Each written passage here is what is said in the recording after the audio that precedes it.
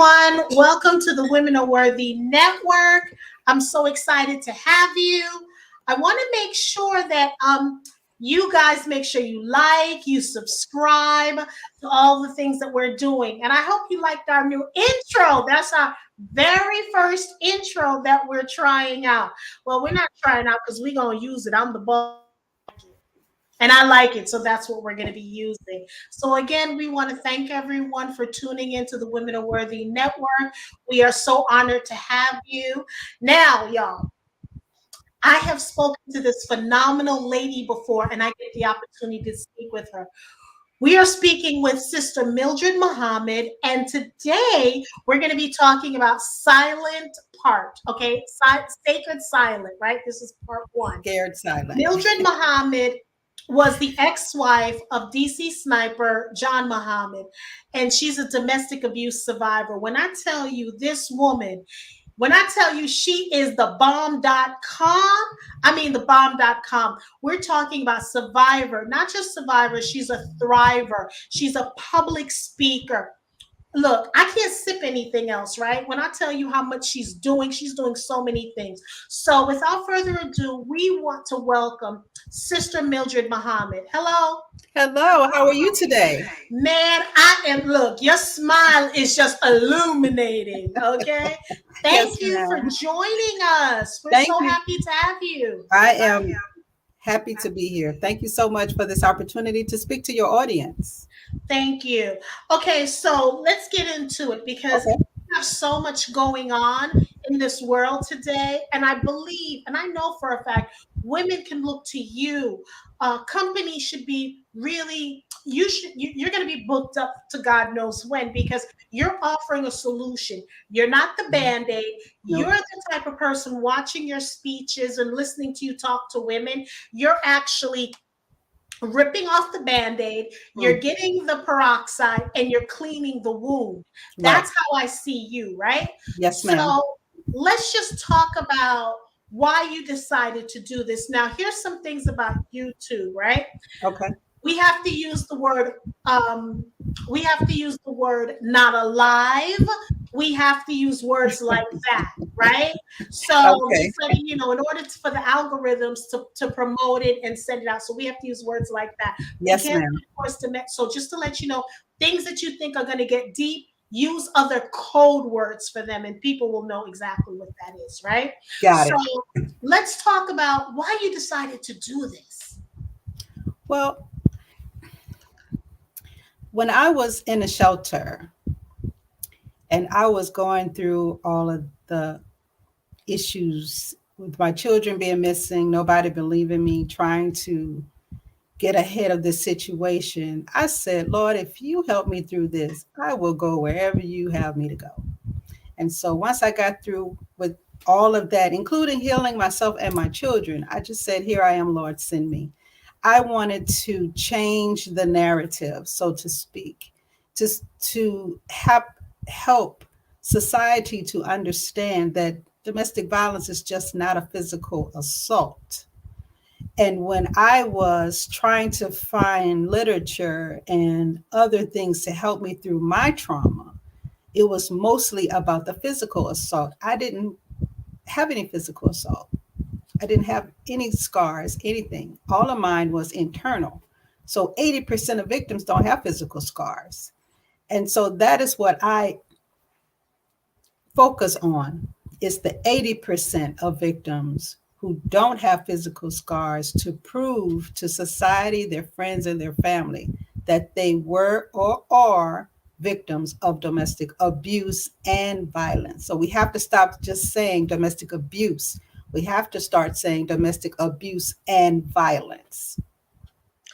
Why don't you think, somehow I think it's not, we know it's out there, but somehow it's not really focused in the African American community, whether it's through law enforcement. And what I mean by that is, I feel like sometimes it's not taken as seriously, right? Right.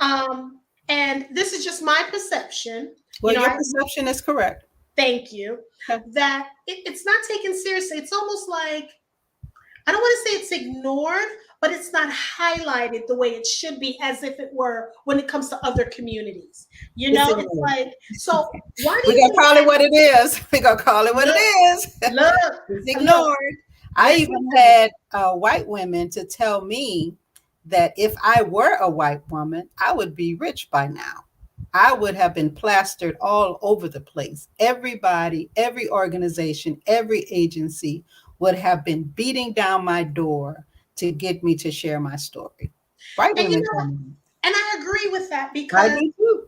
your story is so, for those of you who don't know, um, John Muhammad, he was again the DC sniper, Mhm. and he was caught, and he's unalive now, right?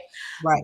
Going through, By the state. by the He was state executed. unalived him, right? Correct. Hmm. So unalived him, and so he's the survivor.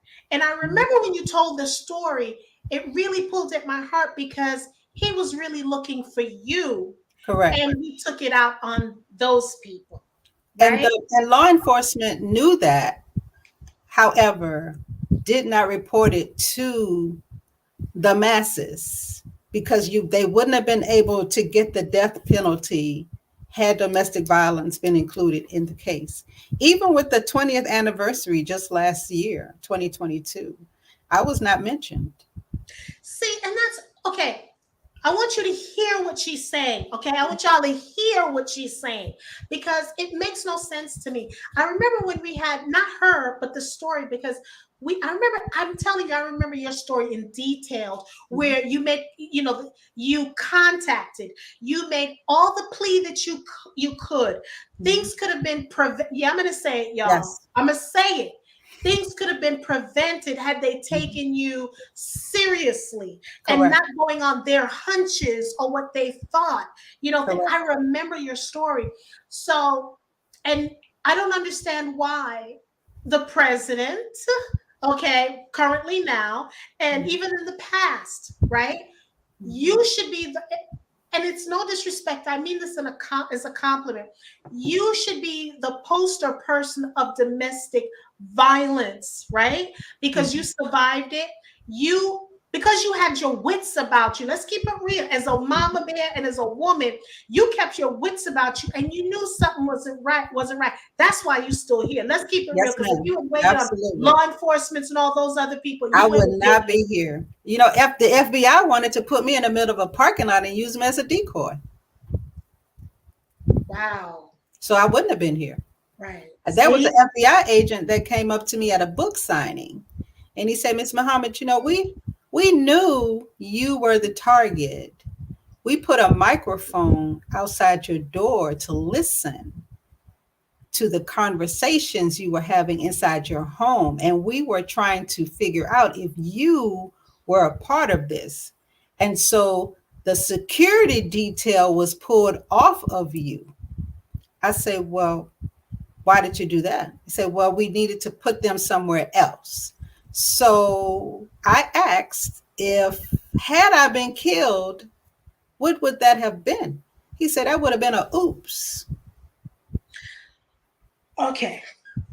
Maybe I shouldn't have heard this story, because when I said I done chopped off my hair and it's a new me and it's a new attitude, and I mean, because we gotta keep it real. And that's what I'm doing. I'm keeping it And real, that's what you because are doing. even when I was trying to heal my children, I told her, I cannot sugarcoat this for you. I can't go inside of your dad's head and give you an answer that would make him look better for you. I can't do that. We have to deal with the truth, because it is only by the truth that we are going to be able to survive this. How are you remaining, okay, one, how are you remaining calm, knowing that they weren't working with you? In my opinion, they were working against you. Correct. How are you remaining calm? Well, I separated the emotions from the actual facts of this case, of my case. And if I was still entrenched with my emotions, I would be angry and upset and all of that. But the fact of the matter is, they didn't believe me. They chose to victim blame me, because even the detective, he said, Miss Muhammad, we asked John, why did he do this? And you know what he said? I say, no. He said it was Mildred's fault. He said, what did you do? Victim blaming. Like, it's my fault he did what he did. But many people blame me for his actions. There were some women that feel that I should have done more for him to help him than I did. I don't think I should be held responsible for a grown man making the decision that he made sober. He was not mentally ill. He knew exactly what he was doing. He took his military career and brought it into the civilian sector. He was an 84th combat engineer. His job was to go into enemy territory, seek out bridges and roads, blow them up, and quietly leave without being detected. Is that not what he did? Well, what I'm going to say is the Women Are Worthy Network and our village, we don't blame you. I'm going to speak to the village. We don't blame you, right? Mm-hmm. Whether he was, even if he wasn't sober, even if he was mentally ill, at the end of the day, you can only do what you can do, right? Right.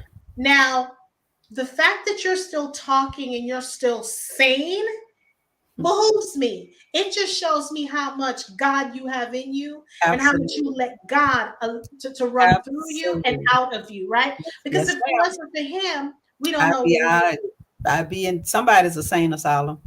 And that's why I want women to understand. Mm-hmm.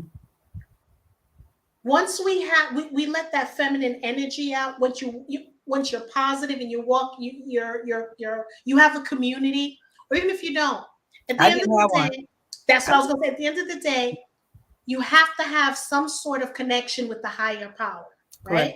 Mm-hmm.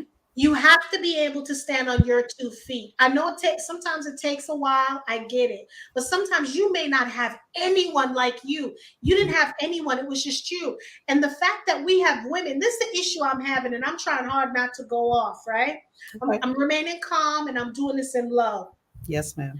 Women are we're so quick, not men, because they do it too.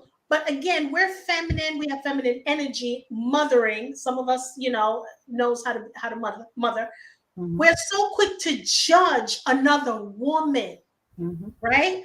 How dare they victim blame you or blame you for being a better wife, a better woman, a better significant other, like you're in charge of what he's going to do and what he should do. You know what I'm saying? Right. You barely survived that alive.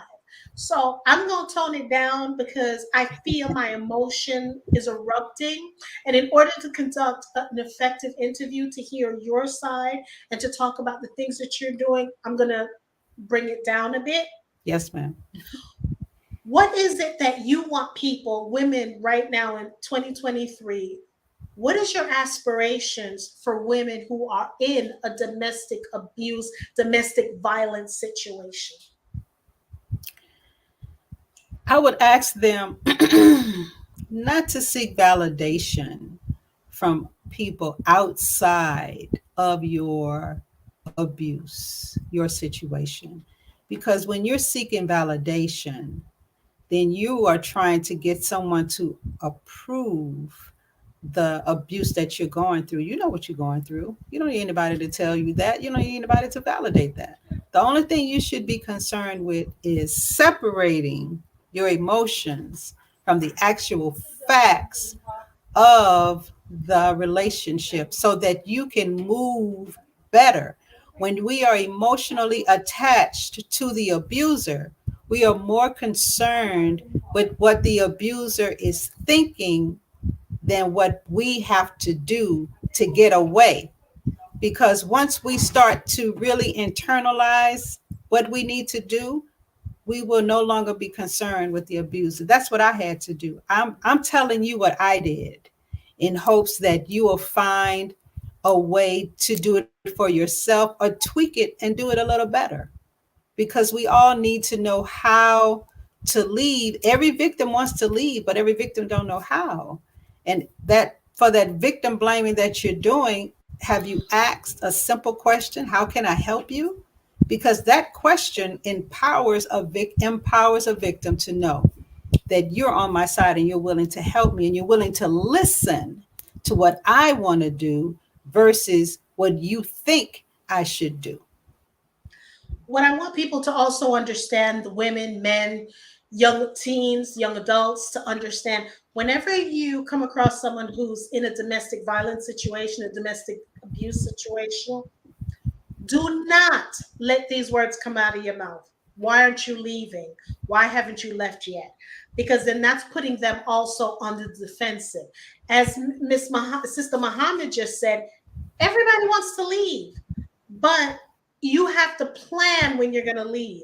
You Correct. know, I heard a young lady talk about she had to put her suitcase, pack some clothes, then she had to save some money. So you have to do a getaway plan. It's not like, okay, let me grab the kids and leave. You may go to your mother. He may know where your mother is and go. Correct. And your mother is so in love with him, or maybe your mother's like, look, I'm not trying to take care of you. Go back home and take care of it. Right. Right. So please don't utter those words. So, Sister Muhammad, understand what you're doing when you do utter those words. When you ask a victim, why do you stay? Which is one of the things I'm trying to do, is to change the narrative, which is to stop asking the victim, why do you stay? And start asking the abuser, why do you abuse? When you ask a victim, why do you stay? You're putting the total responsibility of the abusive relationship on the victim, as if he or she left, then the abuse would stop. I left. 2 years he was looking for me. I was in hiding. I came to the East Coast to take care of my mom, and I was still in hiding. And even up until the point where they caught him, before that, I was still in hiding, because although he didn't know where I was, he knew how to track.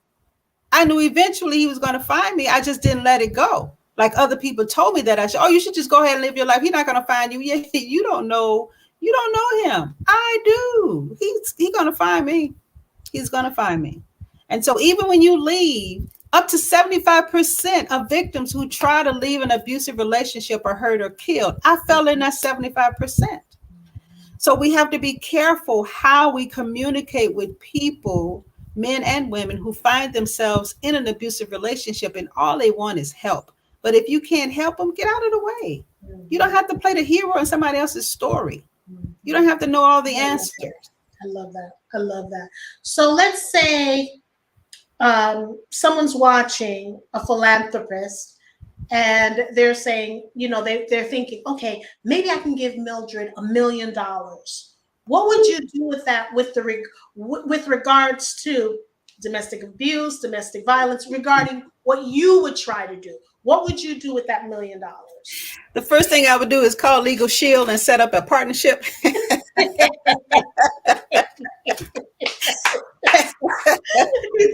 them for their pro bono services to help every victim of domestic violence with legal representation, with an attorney that will fight for them. And when you get in an attorney, do not just, I have an attorney. No, you need to get an attorney with domestic violence in their category of defenses that they offer, because a domestic violence attorney will fight for you. The rest of them will just take your money. I'm just being real. The second thing I would do is I would build affordable housing throughout this country, team up with a company that will put duplexes, not all of these places together, so that the victims will have somewhere to go. I would also set up a clothing closet so they can have new clothes, not used clothes and underwear and socks. And I would also set up a company, whereas they would need transportation, that the vehicle that they get would be at a cheaper rate, with cheaper interest rates, because dealerships impose the rates. It don't have to be 29%. When I bought my car in North Carolina, and the dealer recognized me, and he said, you know what, the people up in DC treated you really bad. I'm just going to tell you they did. And what I want to do something special for you. My interest rate was 29%. He brought it down to 10. Don't tell me what you can't do. Right. Don't tell me what you can't do. That's why I know they do what they want to do. So Exactly. that is what I would make sure they have: transportation, they have a house, a place to put a key in, because a key to a victim is freedom. I got a key to put in my own place. I can set my own rules. I can do these things for myself. I would have clothing closets. I would have a food pantry. I would have legal representation and affordable housing. That's right there is the gamut. Now, what advice would you give a young adult, a teenager, because prom is happening now, Right. and they're dating? Can you give some tips on the beginning stages of domestic abuse? Domestic abuse starts with a verbal assault. So you're getting along with each other, and all of a sudden he calls, or she calls, you out of your name, call you a B or W, right? That's the first sign. Don't look shocked. Don't, oh, I was just playing. No, it wasn't. No, no, no. That's to see how you're going to respond to that. If you respond favorably, then more names are going to come after that. If you check them in the first beginnings, hey, don't call me that. I will not respond to that. That's, you crossed the boundary. They will never call you that again. They'll keep testing to see if you lightened up. But once you put your boundaries in place, then you wouldn't have to worry about that. The most important boundary you can have is the love you have for yourself. Because Mm-hmm. when you love yourself, you will not allow anyone to mistreat you on any level. But today, having multiple boyfriends is a flex. Having been abused or hit by your partner, that just means he loves me. I was dealing with this in high school. That was a long time ago. That's how the girl felt. If he hit me, he loved me. No, if he hits you, he does not love you. Love does not hurt. It doesn't hurt physically. It doesn't hurt verbally, psychologically, spiritually, financially. It doesn't hurt. If someone is hurting you, it's on purpose. And they know what they're saying, and they know what they're doing. I know, well, he may not know what he's doing. You know, she may not understand. No, they understand. They're counting on you to have those same excuses, what you're saying. Oh, but they didn't mean it. Yes, they did. I want everyone who, if you're just tuning in, we have Sister Mildred Muhammad. And for those of you that don't know her story, she was married to John Muhammad. He was the DC sniper, and the state unalived him. So you have to read it between the lines, because on YouTube, there's certain things you can't say.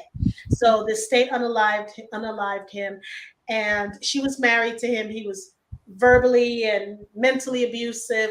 And I just want to Psychologically, remind spiritually, financially, stalking, everything. all of that. He And I just want people to was not a understand. physical assault. And what I want people to understand is, thank God she listened to her intuition, Mhm. what God was telling her. Because thank God she did what she did, because he was coming after her. And because he couldn't find her, that's why he ended up um, shooting those people. I'll put that out there. I'll see what YouTube says about that. Well, That's what hold on. He did find me. yeah, but thank He God found me, and then what he did was he started shooting people around me to create a diversion, so that when I was killed, I would just be a part of the victims that were killed by the DC sniper, because they were looking for two Caucasians in a white box truck. Clearly, he did not fit that description. So their theory, prosecutors' theory, was he was killing innocent people to cover up my murder, so he could come in as the grieving father and gain custody of our children, and the $100,000 that they were giving to the victims of the sniper. That's what all of that was about. And I remember when this came, and we got to say this. When I first heard about, they were talking about the DC sniper, nobody thought it was a black man. Everybody thought it was a Caucasian person. Based Everybody. on the Okay. profile that they came up with, yes, they Yes. did. And we're not saying it's because black people can't do it. That's Right. not what I'm saying. But Not that's very what soon. when we heard, we're like, okay, that's what we thought.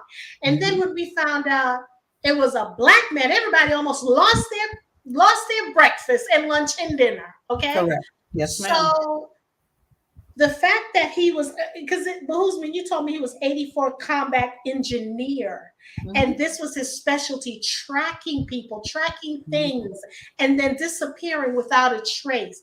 My Correct. sister, when I tell you, you are so, not just, I'm not even going to use the word beautiful, Mm. that you're rare to see that you're here. Have you ever pinched yourself to say, I can't believe I'm still here after that Often, little ordeal? often, especially when I see the documentaries on TV and my daughter say, "Mom, that was us." I say, "I know." Do I they know. pay you for the documentaries? Do they reach out to you to No, I don't even share? know when they're on. I when I'm on social media, I'll get, "Hey, I see your documentary." I say, "What channel?" So no, they don't tell me when it's going to air. They don't tell me. They don't tell me anything. Is there anything you can do? Because this is your life story that Nope. people are, yes, educating people about it, but they're profiting. They're making money off of it. This is your story, your life, your Right. children's legacy. And, they're making monetary gains off of this, and you're not. Well, they so documentaries have a compensation with it if you ask. If you don't ask, they don't pay. I've learned to ask. Okay. So when women are saying, I just want to tell my story, I want to do a documentary, and they hope that you don't ask. But Wow. ask. Ask. Ask for what they're going to compensate you for your pictures, for your videos. All of that has a cost. So don't go into it blindly. You Just don't I have to do want to that. share my story. You got to eat after sharing your story. You got bills to pay after sharing your story. Even when I teach a class at the National Resource Center against domestic violence, and I teach a speakers program, teaching survivors how to tell their story, not just how to tell their story, but how to make it a business. It's $1.5 billion industry for speakers. There's not one survivor that should be telling their story for free. Your story has value. And if you don't know that, then you need to find out how much you're worth, because So, somebody is profiting off of your story, and all you're getting is a meal and an event ticket. They're profiting off of you. is it a class that you're doing, or Yes, what ma'am. is it? It's called Public Speaking Simplified. I'm going to have an online course for it in about a couple of weeks. But what I do is I go in from the beginning to the end. I'm showing you how to calculate your expenses of your home, how to negotiate contracts, how to write a contract, how to look for events so that you can speak, what to do once you've been contacted, how to set up a website, how to get your logo together. What is your name? Are you going to make that your website name? I go into all details. So by the time you finish that class, you will be a speaker. You can volunteer your services at first till you get your feet wet, but after that, you should be charging. Hmm. Hmm. If you're uncomfortable charging a fee, start with $250. At least that'll put gas in your car and get some food on the table for you and your children.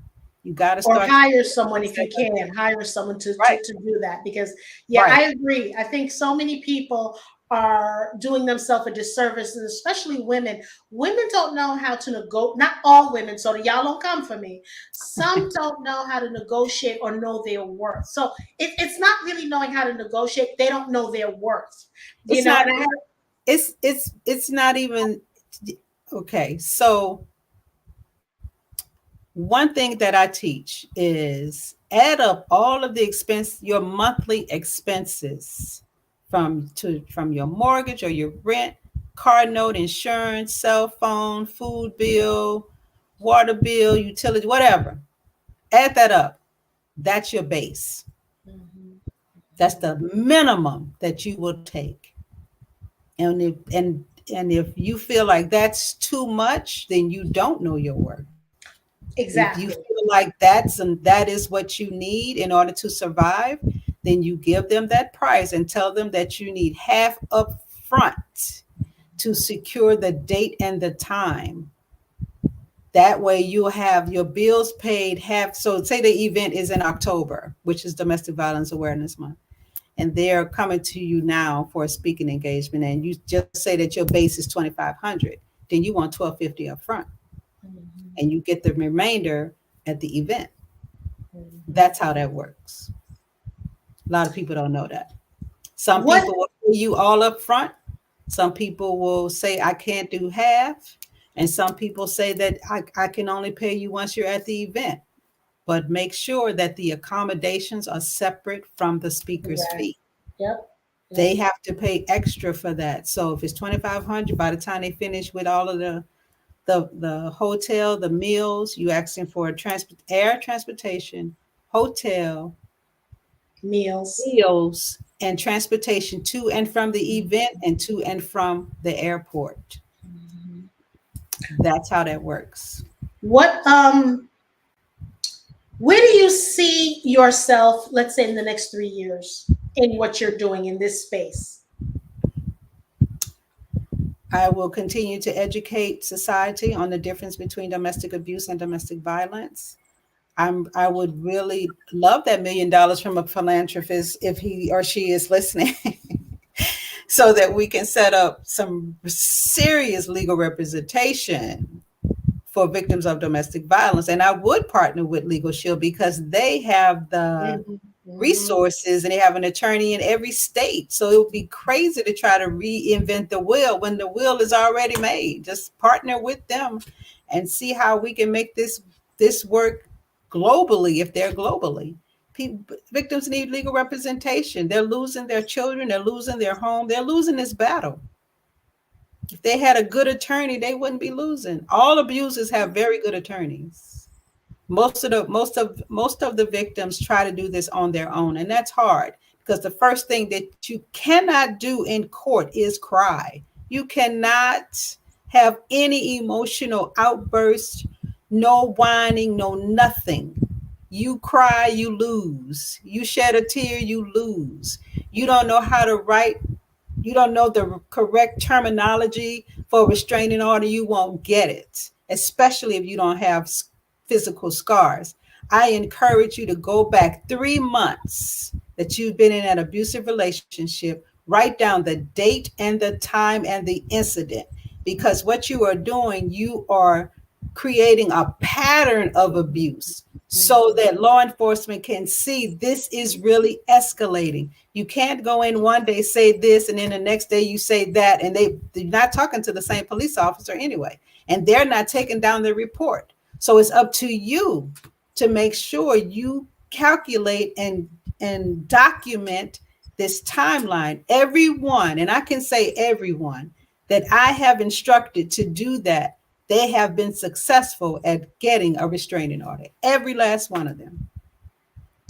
Go back 3 months. Gotta see a pattern. 3 months from today. Go back 3 months. Do you have any books out? Let's hear about it. You need to document it and put it in a file on your phone, put it in a file on your computer, save it so that you can pull it out, print it out, and have it ready for law enforcement. Because they will ask, and you shouldn't be stuttering. You should not be stuttering. So what book do you have out there for those who want to read more about your life or what you've gone through or what you're doing now? Do you have any books that are out there? I have, if you go to mildredmuhammad.com, click on publications, you will see all of the books that I have written and some that I have partnered with other authors with anthologies. My own anthology is called In the Midst of Chaos. Home is the most dangerous place to be. And that is from survivors from all over the world, including a man. He decided that, I want to share my story. Can we do it? Absolutely. And so you can get that on my website. I also have a safety plan. It's called Planning My Escape on my website. And that is 8 separate issues that you have in your life that needs a safety plan. It's not just one safety plan. So there's a part of what you do when you're at work, what you do when you're at home. If you are on drugs and you consume alcohol, there's even a section in there on what you should do to protect yourself, what you should do after you get the restraining order. One of the steps is a list of items. All the ones that are checked are the ones that you need to start your life over in a different location. And every coalition in the United States is listed in that book. Okay, y'all.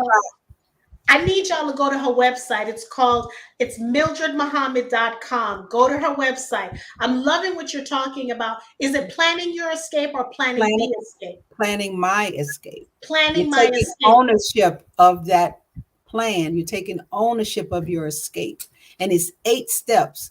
And the reason why I made it 8, because the number 8 means transformation. So you are transforming from a victim to a survivor as you complete this safety plan, because you are planning your escape strategically. And that's how you leave, strategically. Sometimes you may have to leave abruptly, but at least you'll have your plan in place. Do not leave your safety plan at home. Take it to work.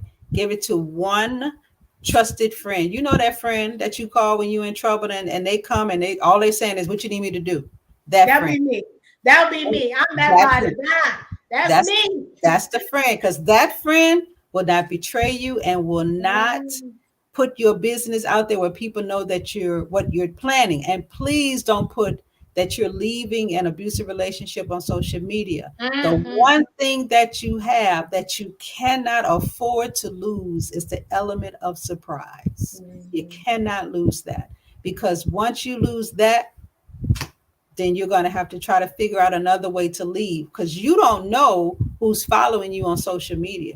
You don't know if your partner has multiple accounts to make you think that they are not paying attention to you, or they may have someone that's watching you that's coming back to them. Because when I was home, John had people watching me. That's why when I passed out and went to the hospital after losing 3 units of blood, he called me at the hospital.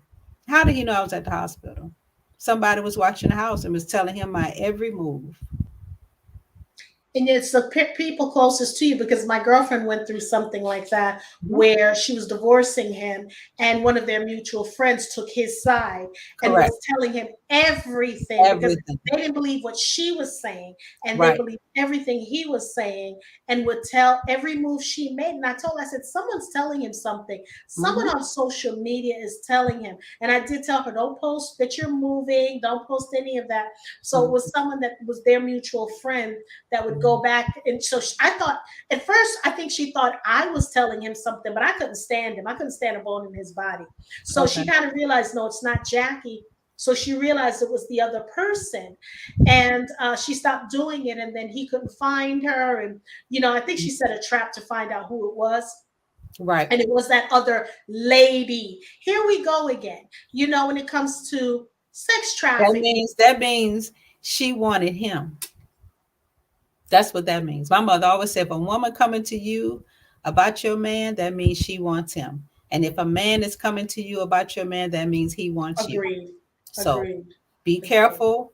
Move in silence. I just made a podcast the other day called New Doors of Opportunities Are Opening for You. And the one thing that I put in there is to move in silence. Don't tell everybody your plans. Don't tell everybody what you're doing. Everybody's not praying for you. Some people are praying against you. And because you don't know that and you tell them what you're planning to do, it's going to fall apart. Move in silence. Don't let your left hand know what your right hand is doing. They don't need to know. And it's true, because just like when you're praying to God, the devil is listening. Absolutely. So you have to be careful. If you're praying for something, then it comes to fruition, you have to make sure you know who's bringing it. Because when you're praying, the devil is listening. So you have to make sure you're in alignment with God, and God is telling, and this is coming from God. It's not coming from the devil, because all that shiny stuff is not good. All all that sweet is not necessarily sugar, because you got some. Okay, let me not even go there, because I feel a sermon coming on. And again, I want women to understand, we got to start supporting each other. I mean, there's a movement, things are a little better, but it has to get to that next level because we have to stop victim shaming. And I'm seeing a lot of things on social media now where women are just doing other things to women, and it's just so not cool. But to me, it's way past not cool. It's so disrespectful. It's a Well, reflection of who you are. it's called E&J, envy and jealousy. Mm. That's why you have to move in silence because you don't know who's around you. You don't know who's for you. You don't know who's against you. The majority of the people in our community, if you look at the news, the person that killed them was someone in their own circle. It wasn't a stranger. It was someone that they knew that was watching them, that was jealous about what they were doing and was envious and felt that what they were doing, they should not. It should be them. So be careful of the people that are around you. I always pray and ask God to show me the hearts of the people that are around me, because then I will know how to pivot. I will know how to adjust, put a word in their mouth to let me know whether they're with me or they're not, and help me. Once I say that prayer, I say, and help me to handle what you show me. Because sometimes that stuff will catch you off guard and it'll rock your world. Knowing that What? you thought your friend was behind you when that was the very person with the knife in their hand stabbing you in the back. So you Another gotta, Judas, a Judas in the yes, midst. Because I God. tell everyone, I don't care where you are, there's Mhm. always a Judas in the midst. If you And have 10 friends, there's a Judas in the midst. that- If you got two friends, there's a Judas in the midst. I don't care what anyone says, there's a Judas in the midst everywhere. and so we Basically, gotta she be said careful. jealousy and envy. So it's just always so good talking to you, and you have left a wonderful mark, an imprint on me, because you're so smart, you're so regal, you're intelligent, and more than that, you're strong. you know I'm telling you, and I'm gonna put this out there because what you've gone through, and I'm gonna say it, you remind me of the Woman King, right? Now, when they did the movie Woman King, people had issues with the king. When you watch the movie, spoiler alert, they didn't call her Woman King. It was, when you watch the movie, see why it was labeled, why it was titled Woman King. But when she, at the very end, she wasn't Woman King. It was something that she represented, but they all knew she was a queen, and it was a man who called her that, right? Who Okay. created that title. So Got I'm just saying, and I'm saying this because you fought. mhm. She at least had people fighting with her. You fought by yourself, baby. I don't know how you did it, but you did it. You had your cubs that you had to protect. And you Absolutely. had this man that the United States military trained. Not blaming them, I'm just saying they Yeah. trained him, and he was the top of the top of what he did, being the 84th Combat Engineer, right? And Like he you was said, a he was sergeant. going. Explain again, what did he do? Meaning not with you, but being in that position. What does that entail? Well, he had to go into enemy territory to seek out bridges and roads, blow them up, and leave quietly. That's what he did. He found me. He started killing people around me. He drove away quietly. They thought it was two Caucasians in a white box truck. It was two black men in a Chevy Caprice. And the crazy part is when they didn't tell the public that I was the intended target, and I've said this before, I said that it you would believe two black men in a Chevy Caprice, embezzling the government and putting $10 million on a stolen credit card. You would believe that. But to believe that this man Undead. goes Remember, undead, undead, cross country to kill his ex, undead, undead, undead. to unalive his Mm-hmm, ex-wife mm-hmm, mm-hmm. to gain custody of the children, you say, oh, that's crazy. That's a conspiracy theory. No, it's not. They gave you the narrative that they felt that you would believe and you ran with it. That's all that Mm-hmm. was. And So, like I what's said, next? even for the 20th year anniversary, they didn't even bring me up. That is so disrespectful. Wouldn't bring me up, but that's okay because God is everywhere, and He knows and He sees all. No, What's well, see, for me, it's not okay because bringing you up, you're saving other women's lives. It may not be to that extent, but when when you're unalive, it doesn't matter how you go. You're unalive by your significant other. So for me, I think that is so disrespectful because you have so much more to tell where you're compelling. And I'm not saying for other people who go through it, it's like, okay, they were hit, they were this, but your story is so compelling and it was a tragic chain of events it that, was? and you're still here, and your children, how are your kids, and if you do have any grandkids, how are they? No, no grandchildren yet. Okay. My She said daughter, no, no, my no. baby girl, will be 30 May 1st. She's in a healthy relationship. My oldest daughter, her name is Taliba.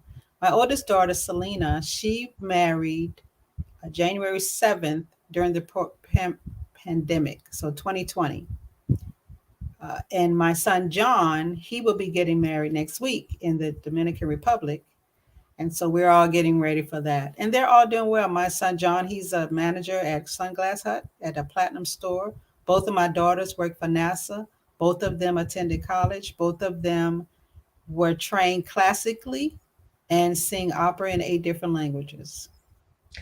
Girl, is there anything you don't know how to do? Man, you need to write a parenting book because, oh I my told them they couldn't use their dad as an excuse for failure.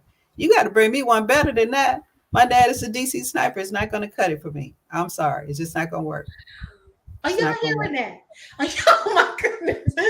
You said goosebumps up my spine when you said that. It's not You going to are work. an amazing woman, Sister Muhammad. Thank you. I am Amazing. humbled that you say that. I am. But, it's not me. It's the God in me. I take no True. credit for any of that. I know that I thought that what I did was nothing special. I thought everybody did this. But I here's didn't the think it thing, was I Sister didn't think Muhammad. it was anything that I was doing differently. I just thought I was following the path that others had followed, but I quickly found out that that was not true. But Sister Muhammad, here's why you're amazing. Because you listened. I Mhm. remember having a conversation with God, and I'm like, oh, I can hear you now. I, I can hear. Are you talking louder? He said, I'm not talking louder. You turned down the noise. And I'm like, I turned down the noise. Yeah, you're not distracted anymore because I'm speaking at the same volume I've always spoke, but Mhm. you weren't hearing me. All the noise was above me. So you decided to believe more in me and of me, and you Mhm. decided to tune into the same frequency, to the same volume. Oh, I'm telling you, I need to do a sermon right All, now. all I had was God. I read the 91st Psalm. I Protection. read the 20th Psalm. I read the Quran. I fasted, I prayed, I journaled. The longest I fasted was for 40 days and 40 nights. I'm on a Mm. fast right now that's going to end Friday. Fasting is required in every religion. Doesn't matter which one you Mhm. choose to follow. The significance of fasting for me is that food bogs down your connection to God. Can't hear Him when you're always thinking about eating. When you fast for 5 days with just juices or liquids, your body the cells are rejuvenating themselves Yes. and the organs are rejuvenating itself. If you can go 10 days, your digestive system is that of a newborn baby. That means all of the toxins are gone. And every quarter, you get new blood. The blood regenerates itself into a whole new portion of blood for 3 months.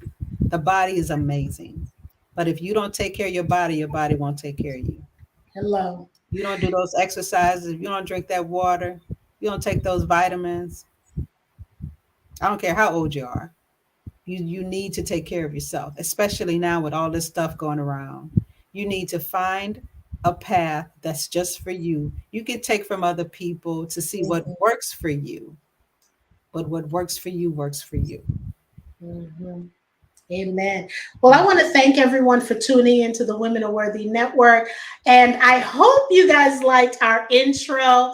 This Mhm. is our new intro that we're doing. And I love it. You know, we also have an outro that we're doing. So we want to remind you to subscribe, like, and comment. And more importantly, share, share, share. This woman should be internationally known. They, she shouldn't just be speaking when it's domestic abuse, domestic violence month. It should be all year round because you have young girls who are dating. They need to know the signs. You can tell them as the parent or the caregiver, but something clicks when it's coming from a stranger. Correct. You know, it clicks because it's almost like, Mom, you said this 5 times. Okay, I heard you. You know, he keeps pulling on me. Mom, it's okay. But when you have a stranger, someone you don't know, or an expert, so to speak, an expert to talk about that, this will more click. Okay, so I want to make sure that you share, like, subscribe. You know, we really want this. I personally really want this to really do some big numbers because not just forget about the YouTube or whatever platform. We want people to hear this. This is a woman that, in my opinion, society, governmental, and so on has let down. I'm Mhm. putting it out there. They let her down. Yep. And I think we need her. It doesn't matter what ethnicity, okay? Because Mhm. race is just the human race. So it's whatever ethnicity needs to hear this, because this is going on throughout. But particularly in the African American community, it's not taken seriously. I'm sick of seeing all these things: domestic violence, domestic abuse, women talking, but the numbers keep going up, up, up. And Mhm. especially in our community, it's not Right. taken seriously, and it has to be taken seriously. Mhm. Yes, ma'am. So, any parting words before we shut down? Well, I like to add that if you know someone that's a victim of domestic violence, just ask them one question, and that is, how can I help you? But before you ask that question, make sure you have your boundaries in check. Make sure you know what you will do, what you won't do, and what you can't do. So that when you approach this person and they ask you for what they need, you can consciously say and correctly say, I'm not able to help you with that, but I can help you with this. And then let them decide how they want to help you. And I was awarded the 2023 Domestic Shelters Blue Purple Ribbon Medallion for a Lifetime Achievement Award for 2023. I just got that. Yes, ma'am. Congratulations. Thank you. Look at I'm you. excited. Look at you. So, again, we want to remind people to like, subscribe, Mhm, to our show, share, share, share, because y'all know sharing is caring. mhm. And tune in tomorrow because we're going to have another show. And, again, I'm going to be taking a hiatus, but I'm cramming. I know y'all want some shows in, and we are going to be having, well, I'll save that. I'll save that surprise.